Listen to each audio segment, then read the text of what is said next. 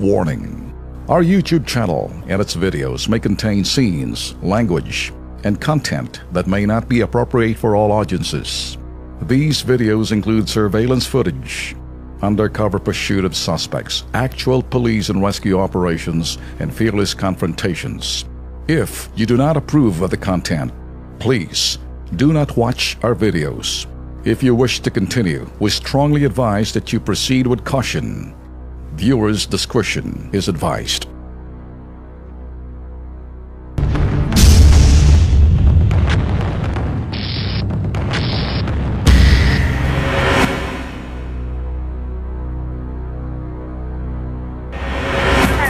Hello, te?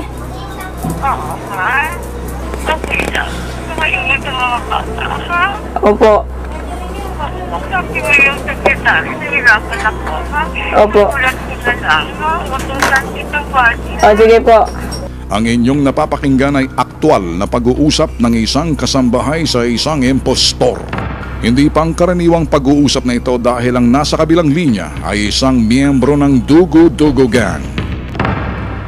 Nobyembre, nung nakaraang taon, nang nakilala ng bitag si Margie, 20 taong gulang at namamasukan bilang kasambahay sa Parañaque. Hanggang sa kasalukuyan nakakulong pa rin si Margie dahil sa salang qualified theft. Biktima si Margie ng grupo ng Dugo-Dugo. Wala po talaga akong kasalanan. Kahit patayin pa po nila ako, wala po akong maituturong tao. Kasi po, hindi ko po alam eh. Hindi ko po kilala kung sino yung binigyan ko nun eh. Ito yung klase na tinatawagan ng katulong ng suspect at sinasabing nabangga, na aksidente ang kanyang amo. At doon binibigay ang instruction sa katulong. Dahil ang katulong ay naging sunod-sunod doon sa tumawag, siya yung naiipit.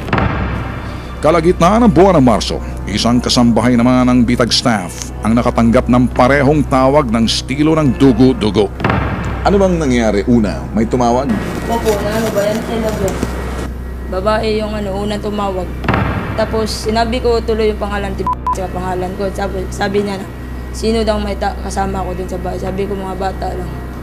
Nung pangalawa, tumawag ulit, bakla na sinabi niya, disgrasya daw sa nakilala niyo yung pangalan ko, doon ako nagulat. Ano mga tinanong niya sa iyo? Yun po, nasaan po daw si ate ko? Sinabi ko, nasa trabaho. Tsaka sino daw kasama ko? Sabi ko, mga bata lang. Agad kumilos ang bitag kasama ang grupong Team Lambat. Pinagplanuhan ang sunod na hakbang ng bitag. Mula sa katulong, yung sinasabi ng katulong na may tumawag na yung kanyang amo, na disgrasya. So, you start recording everything na sasabihin niya. Wait until the instructions comes out. Ang instruction, yun ang killer part kasi sasabihin kung magkanong perang dadalhin. Pero dito sa parting to, yung suspect dito, walang kamuwang-muwang kung gaano kayaman o gaano kaano. Parang suntok sa buwan. So, I don't know kung either may alam siya sa kanyang subject. Alam kung sinong kanilang bibiktimahin. So, alam din kung ano yung mga alahas, yung cash na meron sa bahay. Para ma-consummate yung krimen, every transaction, step by step, dapat mapakita natin. Papadala natin sa bahay ni ido-document. What is important is marinig at ma-document on cam, on tape, lahat yung sinasabi niya, lahat yung panloloko niya, lahat ng pinagsasabi niya. Isang undercover ng Team Lambat ang pumunta sa bahay ng aming staff na tinawagan ng Dugo-Dugo Gang. Pakinggan ang panlilinlang ng mga miyembro ng Dugo-Dugo na nasa kabilang linya. Hello po. Ayan, so, good afternoon. Is the resident of Ito po. Anong pangalan? Maricar po. Maricar. Opo. Oo, kasi Maricar, ako yung secretary dito sa City Hall, ni Atty. Fidencio de la Cruz. Kami yung tumulong dito kay Ma'am Vivian. O, kasi gusto ko muna sa iyo, Bats, para maintindihan mo rin. Kasi ang tingin dito ni ate mo, huwag ka na lang na munang mahingi doon dyan at huwag ka mabibila, ihahan. Opo. Kasi ito, nandito si ate mo ngayon, dito sa bureau. Kasi at nagkaroon kasi ng problema, Bats, ha? Opo, kuya. Kasi Bats at based on the investigation in our first officer, kasalanan nila ate mo ang nangyari dito, Bats, ha? Opo. Ngayon, dito, Bats, at yun ang una kasi nila sa sakyan, Colonel pala yung may atabang yan nila ate mo, ha? Opo. Ngayon yung anak ng bata, 10 years old, pinakpas sa hospital, hanggang ngayon hindi pa rin nagkakamalay, ha? Ano, Bats? Opo. So, tagal ka na ba dyan, ha? Ginamang bibya? Matagal na po. Oh, tagal na gusto ka, katulad ng sabi niya dito, Bats? Opo. Service na sinasakyan nila na walang sila ng preno, ha? Ah, Ngayon, opo. kung ngayon yung nabagaan nila, wasak na wasak yung sasakyan, so yung tao nila sa hospital. So, nag-iusap na lang sila ate mo na para wag na lang siyang iskandalo at ayaw niya may madamit pa sa pamilya niya, ha? Opo. Nasa si kuya po yung asawa niya. Wala po. Nasaan yung asawa niya? Nasa abroad po. Ginamit pa ang pangalan ng dalawang network para paniwalain ang kasambahay. Kasi ata nandito na yung taga-Ibilibin at saka stop ng GMP7 niya. Opo. Nasa klinik daw ang kanyang amo. Hindi alam ng miyembro ng Dugo-Dugo kasalukuyan nagmo-monitor ang amo sa tanggapan ng bitag dahil empleyado namin ito. Oo, nahirap siyang magsalita. Opo. Kasi yung tulad ka dito, babasahin ko na lang daw sa'yo, Sige po. Kasi nilasabihin siya sa importante, ba? Sige po. At ang popular na stilong gamit ng Dugo-Dugo Gang, At pag nakita mo yung pera, pakikilang mo na lang doon sa tabi ng mga alahas ko. Pag daw nakita mo, bumalik ka raw agad sa telepono at kapagsabi ka ni ate mo, parang sabi dito ni Atty. Magkano ko yung babayaran mo nila, ha? Sige po. Sabi ko dito, kaya lang 3,000 lang yung kakitadala niya dito, Sige, ha? hanapin ko po.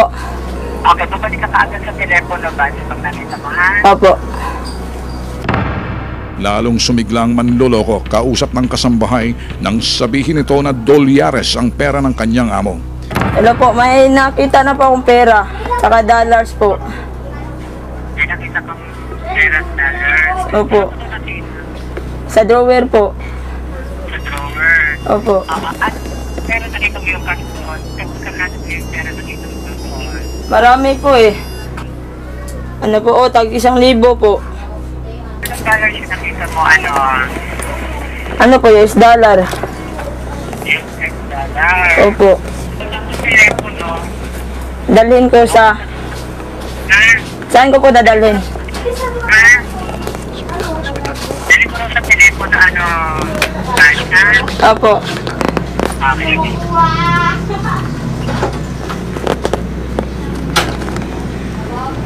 Hello po?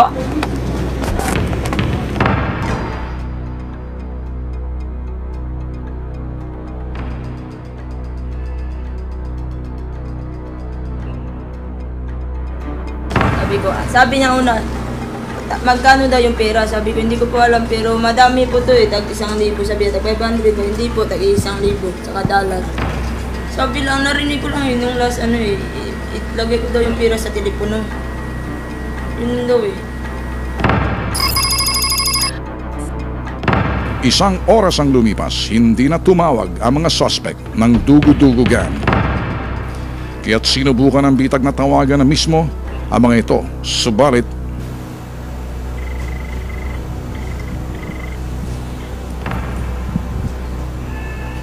Ikaw naman mo.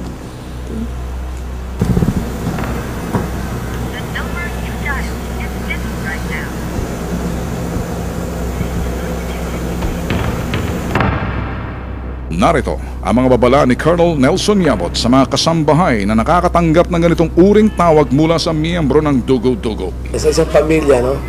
Since ang katulong isa na sa miyembro ng pamilya yan na dapat ino-orient ang amo na kung may tatawag na may gantong ganon ay nowadays marami na tayo, may mga cellphone na ang bawat tao sa atin dito so dapat natawagan muna na yung cellphone na yun, kung mag-ring makausap niya, sir, may tumawag dito, na-accident daw po kayo. So, na-check.